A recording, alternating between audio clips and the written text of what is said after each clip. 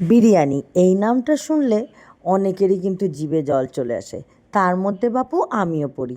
হ্যাঁ বাবা, এটাও ঠিক, এমন অনেকেও আছে যারা কিন্তু বিরিয়ানির গন্ধটা একদমই পছন্দ করে না। কিন্তু আমি তো বাবা ভীষণ পছন্দ করি।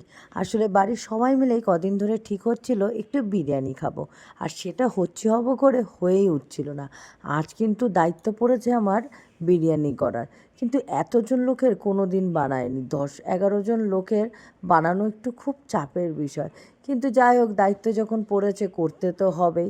তাই বসে পড়েছি একবারে জমিয়ে বিরিয়ানি রান্না করতে। আর দেখেন চিকেনটা কি সুন্দর কষে গেছে। যাক, এইবার তাড়াতাড়ি করে রাইসটাও করে নিলাম। আর সুন্দর করে এবার মা আর আমি মিলে লেয়ারিং করে নিচ্ছি।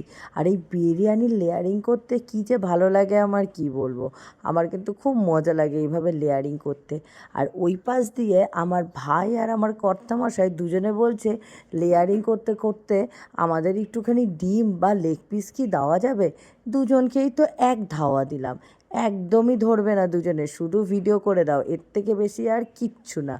যাই হোক, দেখেন চিকেন পিসগুলো কি সুন্দর লাগছে দেখতে।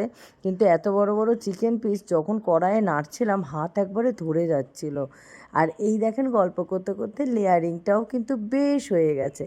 আর ওরা দুজন যা জ্বালাচ্ছে ক্যামেরার ওই পাশে, সে তো আর বলে বোঝাতে পারবো না আপনাদেরকে। যাই হোক, সমস্ত বিরিয়ানির মশলা যা যা দেওয়ার সব দিয়ে নিচ্ছি। আর বেশ জমিয়ে কিন্তু ঘি দিয়েছি।